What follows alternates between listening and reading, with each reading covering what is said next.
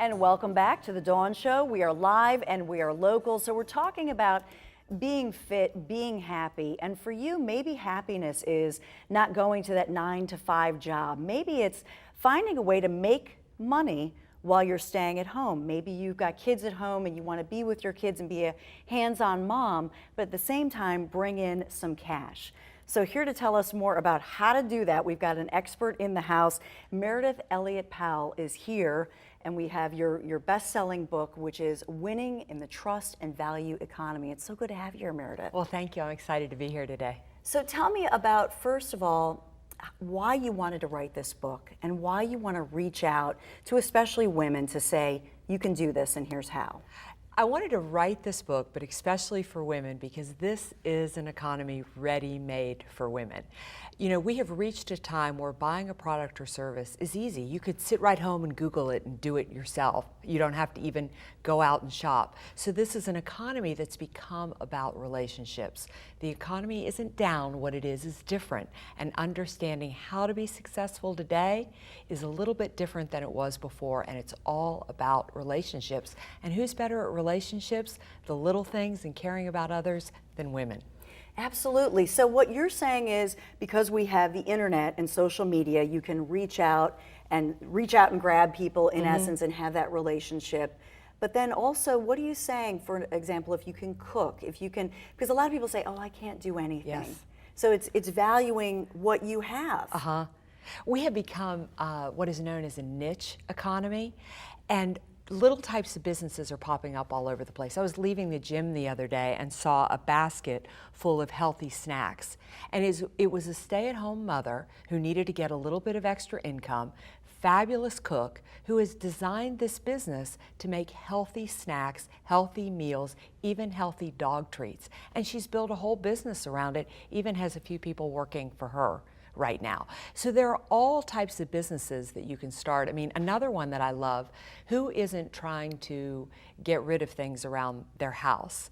And there are people that have businesses selling on eBay. I mean, I know that I'm downsizing my mother's house, so we're thinking about doing that. And then another one that I love, and I actually use two people to do it for me, but is writing, editing, and proofreading, because anybody who has a business today needs to have website content, needs to have articles published. So you can do all kinds of things like that, really thinking about what your talent is and creating a business around it.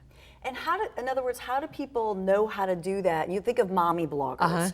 So we've had moms on the show who said, oh, I just started blogging because I was at home and I wanted to reach out to somebody. They ended up making money at that. Right. So how do you make that leap? How do you make that leap? Well, one of the great places to start is to, personally, I keep a blog on my website, meredithelliottpowell.com, that lists all types of businesses just to get you started. So all types of businesses that you could start out of your home.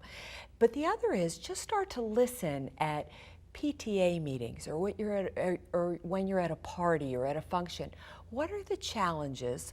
What are the opportunities? What are things that people are talking about that they need? And match your talent to that. Then you need to understand how to start a business. And then, and that's obviously your book walks you through that. So what do you have to do? What are some of the basics? And obviously people can get your book and learn all about it, but what are some of the basics to say, okay, I'm going to do this, I'm going to start this business? The first thing that I want people to understand is the unbelievable number of organizations out there that will help you for free. You've got the Chamber of Commerce, you've got the SBA, you've got all types of small business organizations, and a lot have programs especially for women. But to back up even under that, you've got to have a plan. I mean, you really do need to sit down with somebody who can give you advice. I know it sounds boring, but you need a business plan. The things that are going to help you think through, what do I want? What are my goals? What are some of the pitfalls that could happen?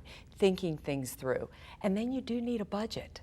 You need to really think about, what are my direct costs with my business? What are the indirect costs? I mean, maybe you're going to hire somebody to watch your children a couple hours a day.